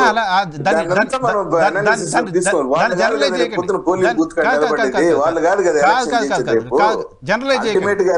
జనరలైజ్ చేయకండి. సప్తగిరి ప్రసాద్ గారు మాట్లాడిన మాట చంద్రబాబు నాయుడు గారి మాట అని అనుకుంటారో లేదో, కానీ ఆ పత్రికల్లో వచ్చిన వార్తలు చంద్రబాబు నాయుడు గారి మాట అని మీ పార్టీకి సంబంధించిన కార్యకర్తలు 99% నమ్ముతారు. సార్ 99% కాదు సార్, ఆ 1% ఉంది కదా. ఇప్పుడు ఒకటి సార్, వాళ్ళకి కావాల్సిన విధంగా వాళ్ళు రాసుకుంటే అవన్నీ వాళ్ళు ఎవరి ఇంట్రెస్ట్ కోసం రాస్తున్నారు? ఎవరి ఇంట్రెస్ట్ కోసం రాస్తున్నారు? ఒకటి sir, journalist has Liberty to put his ideas. వాళ్ళ యొక్క స్వేచ్ఛ ఉంది, దాన్ని మనం క్వశ్చన్ చేయలేం కదా. ఇప్పుడు ఒకటి సార్, వైఎన్ఆర్ గారు మీరు కరెక్ట్ పాయింట్ కి వచ్చారు. ఒక యాజ్ ఆన్ డేట్ అతనికి ఉన్నటువంటి ఊహలు, అతనికి ఉన్న క్యాలిక్యులేషన్స్, మీరు కూడా ఏం చెప్తున్నారు? నాకు సమాచారం ఉంది, జగన్మోహన్ రెడ్డి గారు ఇది అడిగారు, 16,000 లోటుకు అడిగారు. ఒక నిమిషం నేను ఒక సింగిల్ పాయింట్ స్ట్రైట్ గా వస్తున్నా మీ దగ్గరికి. మీరు కూడా ఏం చెప్తున్నారు? అడిగారు అనేసి ఇంకేదో వినతి పత్రం ఇచ్చారని మా దగ్గర సమాచారం ఉందనే అన్నారు, అంతేగాని నేను చూసాను, నేను చెప్పలే. గవర్నమెంట్ ఆఫ్ ఆంధ్రప్రదేశ్ అది ప్రెస్ నోట్ రిలీజ్ చేసింది, అదే నేను కోట్ చేస్తున్నా. సమాచారం జనరల్ గా జర్నలిస్ట్ తెలుస్తూ ఉంటుంది. మీకు విషయం చెప్పింటారా? ఈ ప్రెస్ నోట్లు ఇప్పటికి 32 కేవలం డేట్లు మాత్రం మారుండాయి. 32 ప్రెసిడెంట్ల డేట్లు మార్చుకొని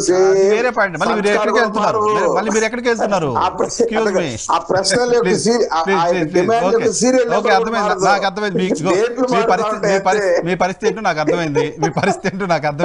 okay, I can understand. Srinivas Reddy గారు ఏంటి, ఎప్పుడు చేరుతున్నారు ఎన్డీఏలో? కృష్ణరాజు గారు ఏదో కొత్త పాయింట్ చెప్పారు. వైఎన్ఆర్ గారు మీ ముందుగా మీకు అభినందనలు అండి. ఎందుకంటే సార్ ఇంత సుహృద్భావంగా ఇంత చక్కగా ప్రతి పార్టీ ప్రతినిధిని మాట్లాడించగలగడం అనేది మీ యొక్క మానిటరింగ్ కి జయజయలు పలుకుతున్నా. Thank you. ఎందుకంటే సప్తగిరి ప్రసాద్ గారు చాలా డిప్లొమాటిక్ గా చాలా సిస్టమేటిక్ గా ఈ రోజు ప్రజెంటేషన్ ఇస్తున్నారు. చాలా ఆయన కూడా అభినందనలు తెలియజేస్తాను. నేనేమంటానంటే ఈ రోజున ఆంధ్రప్రదేశ్ రాష్ట్రానికి సంబంధించి ఈ బండ్లు ఓడలు బండ్లు అవుతాయి అంటారు చూసారా. 2014 ఎన్నికలకు సంబంధించి ఎన్నికల సమయంలో ఓడలుగా ఉన్నటువంటి తెలుగుదేశం భారతీయ జనతా పార్టీలు ఇద్దరు ప్రతినిధులు ఉన్నారు కాబట్టి చెబుతున్నా. ఆ రెండు కూడా ఇప్పుడు బండ్లుగా మారిపోయినాయి ఆంధ్రప్రదేశ్ రాష్ట్రానికి సంబంధించి.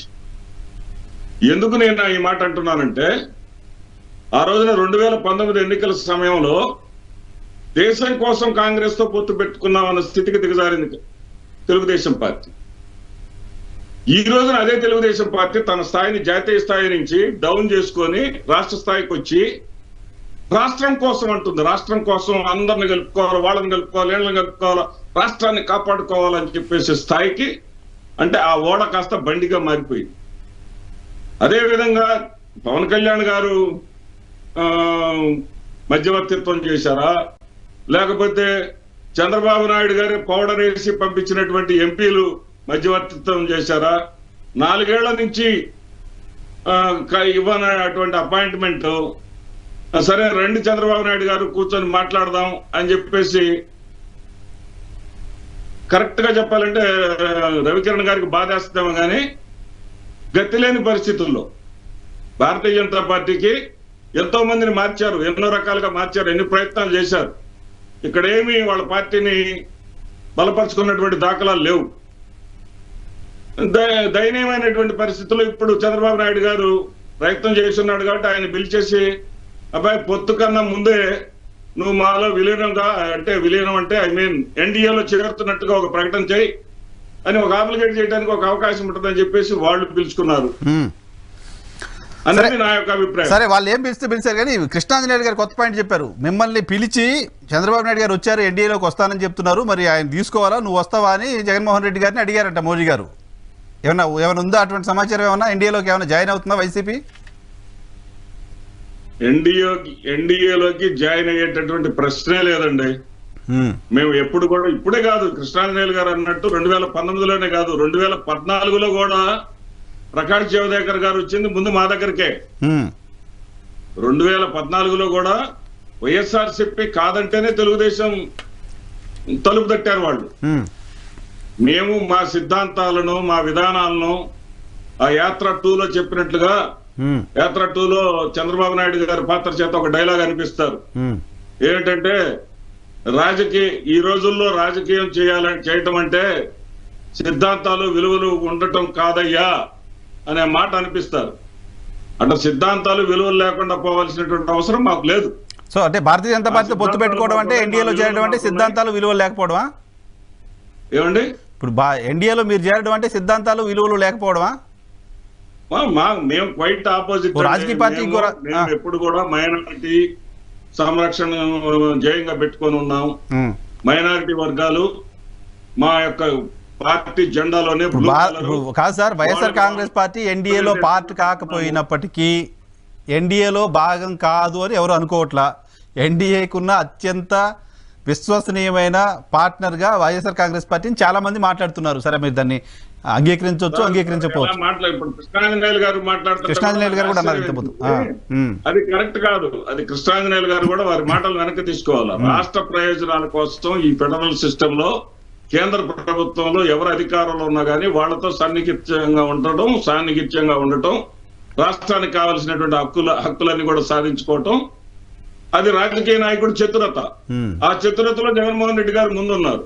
ఆ చతురత వీళ్ళకి ఆయనకి చూసే కళ్ళను బట్టి ఉంటుంది. లొంగిపోయాడనో కలిసి ఉంటున్నాడనో మాట్లాడితే మాట్లాడవచ్చు. ఓకే ఓకే ఓకే రవి గారు, ఓకే రవి గారు, ఏంటి ఇన్వైట్ చేశారా వైసీపీని ఎన్డీఏలోకి? కృష్ణాంజనేయులు గారు ఏదో కొత్త పాయింట్ చెప్తున్నారు. ఒకటి, వైసీపీ పార్టీని భారతీయ జనతా పార్టీ 2014లో కానీ 2019లో కానీ 2024లో కానీ భవిష్యత్తులో కానీ ఎప్పుడు మేము మా మిత్రపక్షంగా అయితే ఆహ్వానించే పరిస్థితి. ఎందుకంటే మా ఇద్దరం ఉత్తర దక్షిణ ధ్రువాలు వేరు వేరు, దాని రకరకాల కారణాలు. ఇందాక వారు ఏదో మైనారిటీ అని అన్నారు.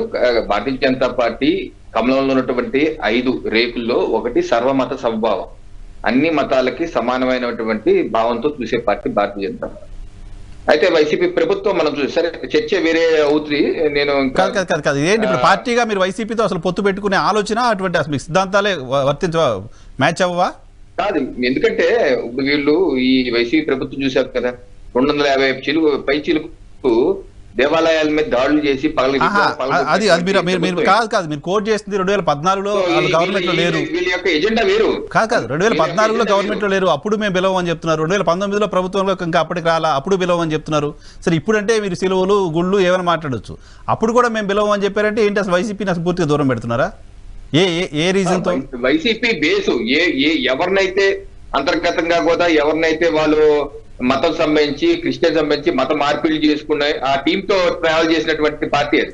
అందుకని వాళ్ళే జమ్మూ కాశ్మీర్ కు సంబంధించిన జమ్మూ కాశ్మీర్ లో నేషనల్ కాన్ఫరెన్స్ తో పొత్తు పెట్టుకోవడానికి కలిసి ప్రభుత్వాన్ని ఏర్పాటు చేయడానికి లేని ఇబ్బంది వైఎస్ఆర్ కాంగ్రెస్ పార్టీతో ఎందుకు వస్తుంది భారతీయ జనతా పార్టీకి? అలాగే మనం ప్రత్యక్షంగా చూసాం కదా ఏ రకంగా చేశారన్నది. వైసీపీ పార్టీ వాళ్ళ ఆలోచన ఏంటి, ప్రభుత్వం వచ్చాక ఏం చేశారని చూసాం. సరే ఆ చర్చలోకి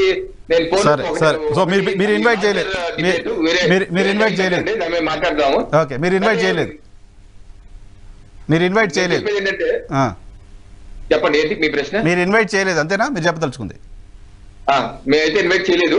ఒకటి. రెండు, ప్రభుత్వాలుగా వైసీపీ బీజేపీ పార్టీలు పక్కన పెట్టండి, పార్టీలు ఇప్పుడు లేదు, కానీ ప్రభుత్వాలుగా సమాఖ్య స్ఫూర్తి పనిచేయాల్సిన అవసరం ఎవరికైనా ఉంటుంది. రైట్.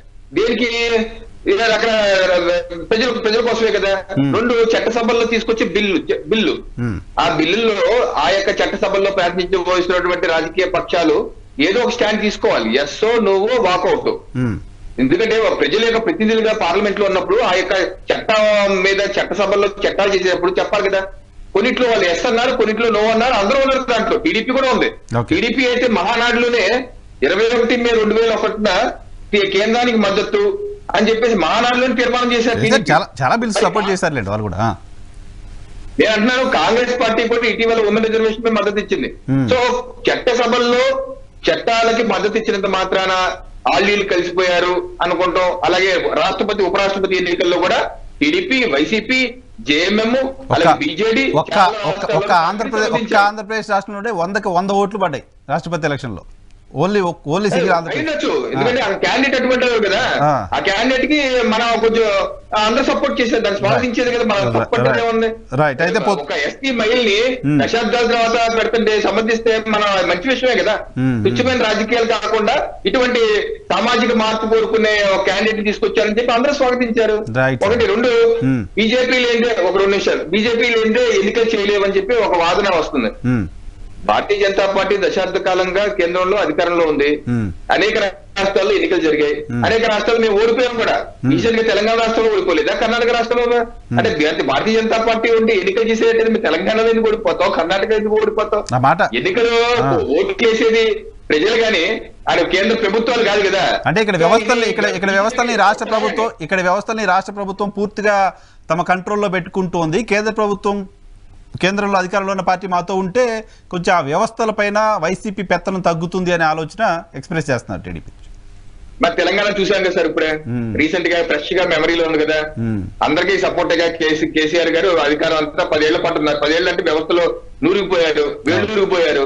మరి ఎలాగ భారతీయ జనతా పార్టీకి ఎన్ని వచ్చే? మాకు 7% నుంచి 14% పెరిగాం. ఏం చేయగలిగాం? మాకేం పెరిగిందా? పెద్దగా పెరగలేదు కదా. నిజంగా మేము ఎలక్షన్ కాంగ్రెస్ ఎలా గెలిచింది మరి అక్కడ.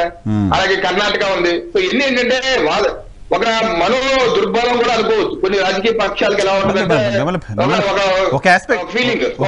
చేయలేని ఫీలింగ్ ఏమో, కానీ వాస్తవానికైతే అది విరుద్ధం కాదు సార్. ఒక ఆస్పెక్ట్ లో మిమ్మల్ని రెస్క్యూ అడుగుతున్నారు వాళ్ళు అంతే. ఇంకోటి, భారతీయ జనతా పార్టీ బలం పెరిగిందా తగ్గిందా అని చర్చ వచ్చింది. చెప్పి ముగిస్తాను. ఇప్పుడు ఇటీవల 4 సంవత్సరాలుగా జరిగిన రాష్ట్రంలో వివిధ ఎన్నికలు జరిగాయి. స్థానిక ఎన్నికలు జరిగాయి, ఎమ్మెల్సీ ఎన్నికలు జరిగాయి, ఉప ఎన్నికలు జరిగాయి. స్థానిక ఎన్నికల్లో అయితే మా పర్సెంటేజ్ 7%, 8% వచ్చింది. ఆ తర్వాత ఉప ఎన్నికల్లో అయితే 15% వరకు వెళ్ళాం. ఆ తర్వాత ఎమ్మెల్సీ, గ్రాడ్యుయేట్ ఎమ్మెల్సీ ఎన్నికలకి 5% వరకు వచ్చింది.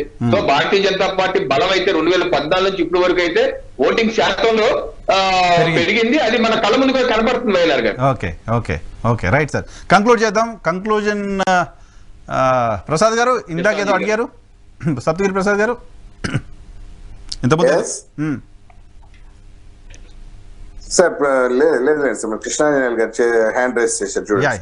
ఆంజనేయులు గారు వైఎన్ఆర్ గారు కంక్లూడ్ చేద్దాం సార్, 1 minute. ఒక స్పష్టత ఏం కనపడుతుంది అంటే 2019 ఎన్నికల్లో 0.87% ఉన్నటువంటి ఓట్లు ఉన్నటువంటి ఆంధ్రప్రదేశ్ రాజకీయాల్లో బీజేపీ ఈ రోజున బీజేపీతో మాకు మంచి సంబంధాలు ఉన్నాయని అన్ని రాజకీయ పార్టీలు చెప్పుకునేటువంటి పరిస్థితి ఈ రోజున ఆంధ్రప్రదేశ్ రాజకీయాల్లో ఉన్నాయి. తెలుగుదేశము పొత్తు కోసం ప్రయత్నం చేస్తుంది, జనసేన పొత్తులో ఉంది.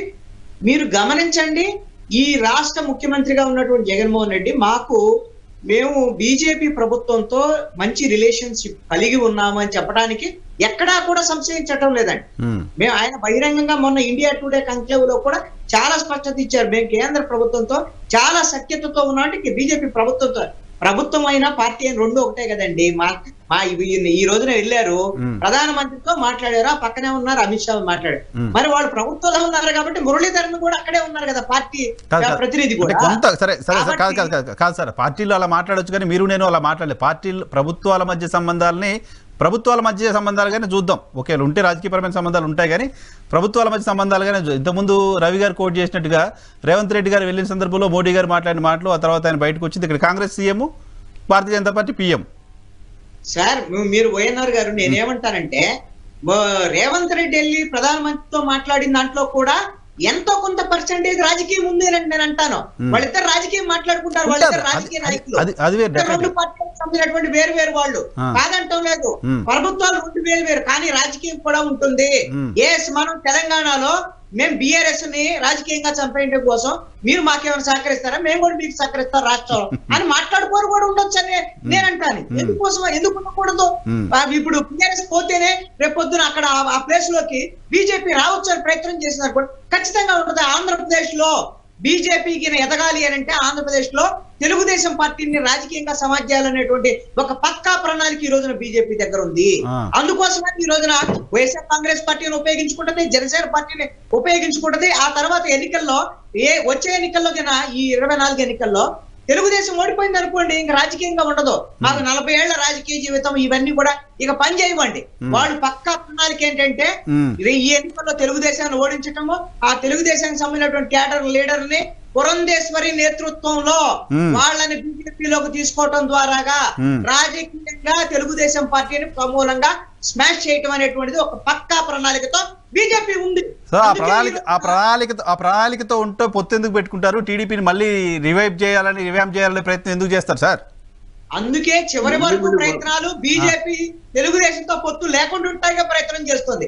కానీ గత్యంతరం లేనటువంటి పరిస్థితిలో పొత్తు పెట్టుకున్నా కూడా ధృతరాష్ట్ర కౌగిల్లాగా ఎక్కువ సీట్లు తీసుకొని వాళ్ళు సీట్లు గెలిచి తెలుగుదేశం గవర్నమెంట్ రాకుండా చూడాలి అనేటువంటి నేను మళ్ళీ చెప్తున్నా కాదు, తెలుగుదేశంతో పొత్తు పెట్టుకొని తెలుగుదేశాన్ని ఓడిద్దామని బీజేపీ అనుకుంటే చంద్రబాబు నాయుడు గారు అంత అమాయకంగా ఉన్నారా?